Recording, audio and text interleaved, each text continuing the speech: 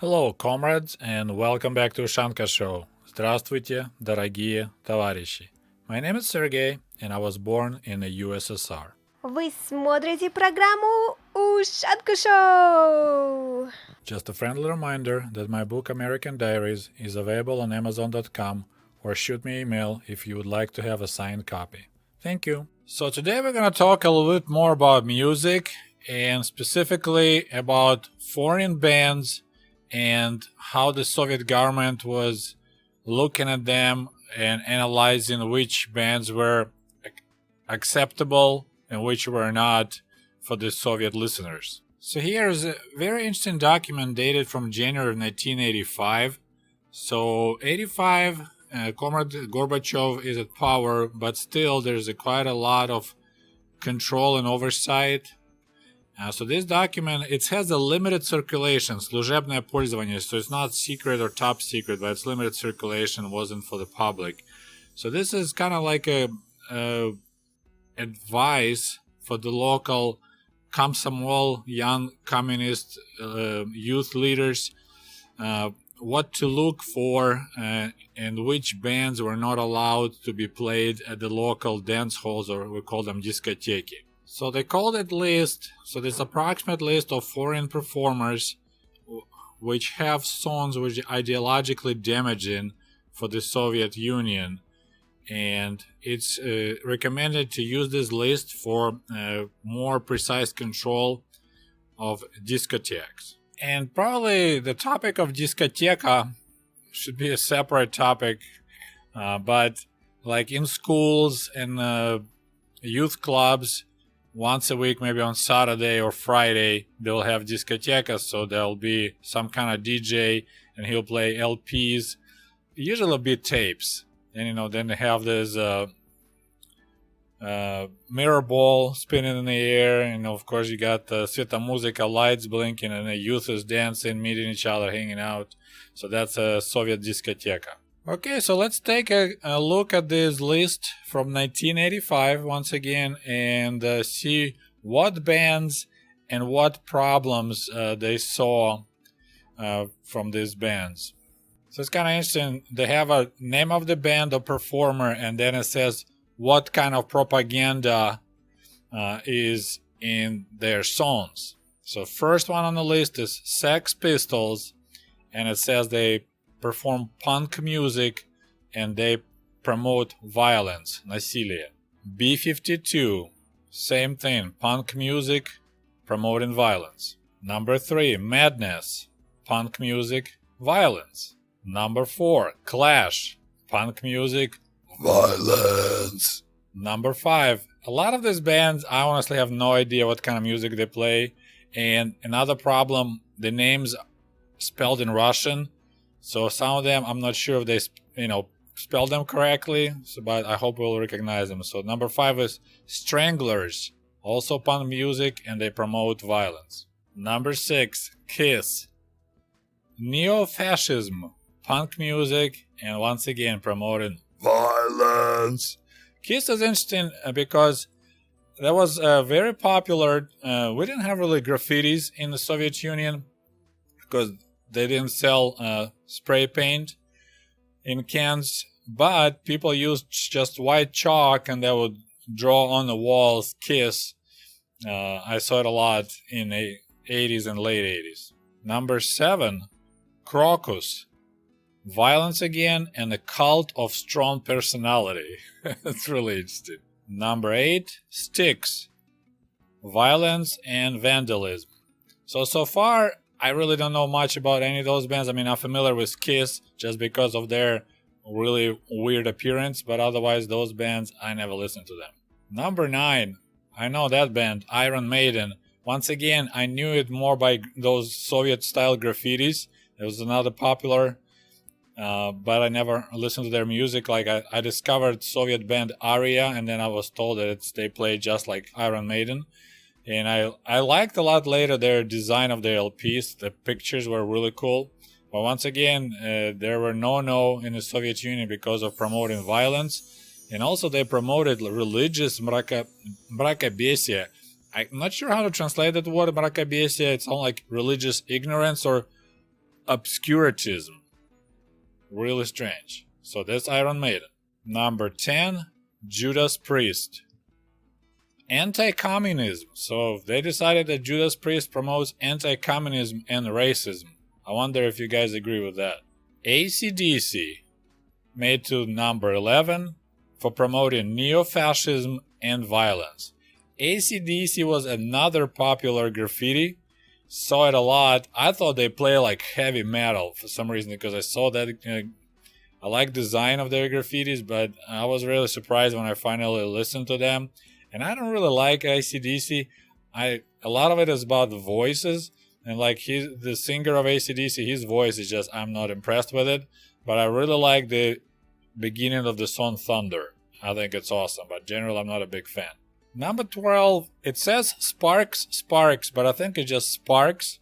And they promoted neo-fascism and racism. Black Sabbath, number 13, once again violence and religious ignorance or obscurance or mrakabiesi.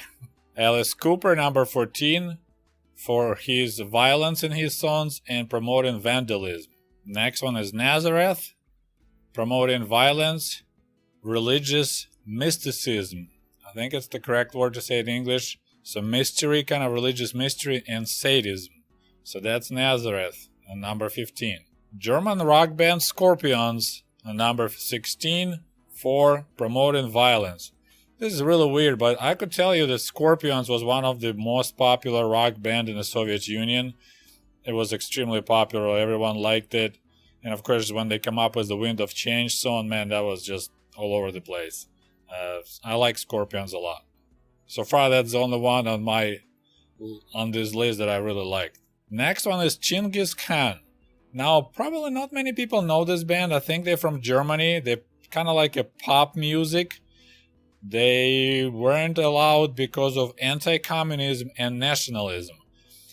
They have a song called Moscow, and I guess there was something anti-communism topic there, but it was so popular. Like, we listened a lot. That was like what I consider is like really on the forbidden list. And it's a Moscow. I'll try to put some links. I'm horrible at singing. I apologize. UFO, no idea about this band, is number 18. And they got in trouble for promoting violence again. Насилие, looks like quite a bit of bands, probably rock bands, promoting violence. Number 18 is very interesting. It's Pink Floyd, and for some reason they specified 1983. Maybe it's the name of the album. But that's, I guess they have a song about Russian Soviet aggression in Afghanistan. So they are like promoting fake news about policies of the Soviet Union. Извращение внешней политики СССР. How about that? Next one is Talking Heads. And that's another one, creating of fake news about Soviet military, like a danger, ugroza, not danger, I can't think of that word, but, you know, that Soviets going to attack other countries. So the Talking Heads were talking about that. Next one is Peron. Never heard of it, and it's about promoting erotica, so that's not a good thing in Soviet Union. Same with the next one, number 22, Bahanan. I hope we'll find the pictures of these bands, because I honestly have no idea, and it's another one promoting erotica. Number 23, Originals. They promoting sex. Not good thing, because there was no sex in the Soviet Union. Donna Summers made to number 24. And she was on a naughty list because of eroticism, so promoting erotic topics. Long-legged Tina Turner on number 25 for promoting sex. Next one is Jenner English, and they specify here that she performs reggae-style music, looks like it. And once again, she's in trouble for promoting sex. I hope we'll find this one. Is Kenneth Hit?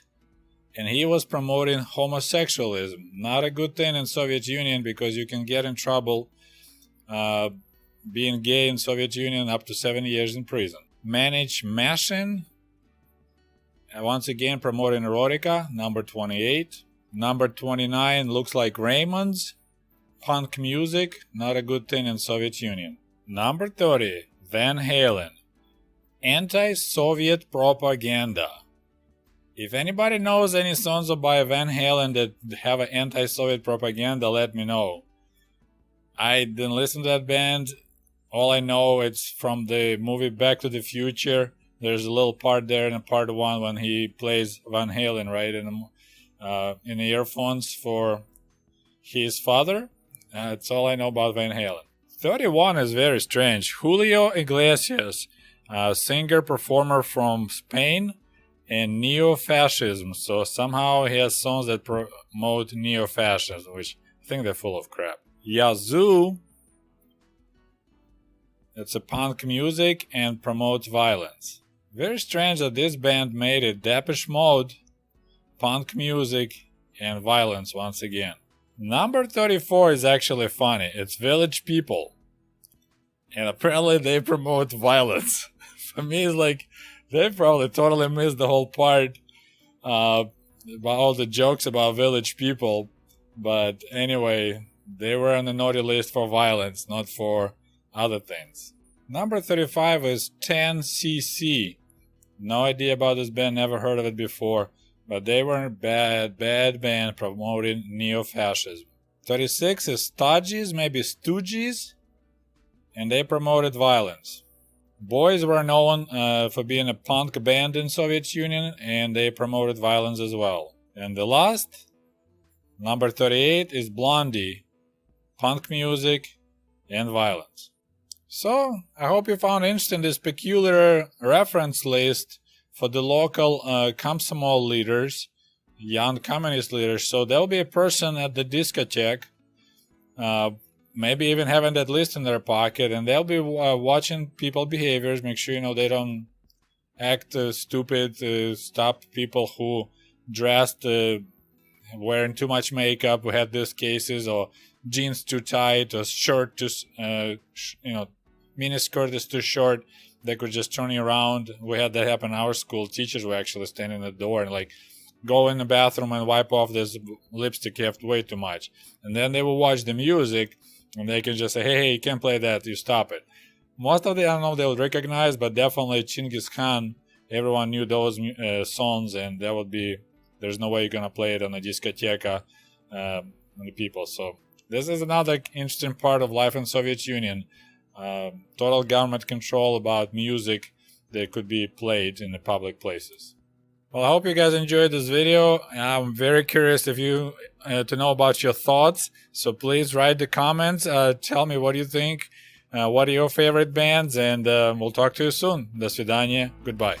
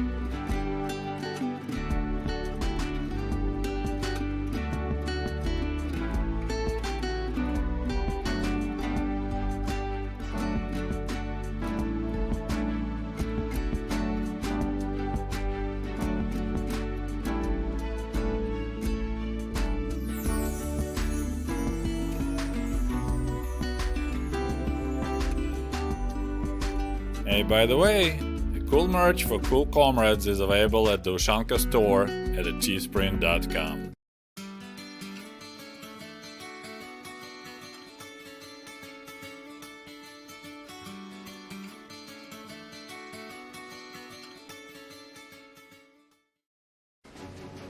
And if you love my channel and would like to show your support, please click on the link below this video and become the patron of the Ushanka Show.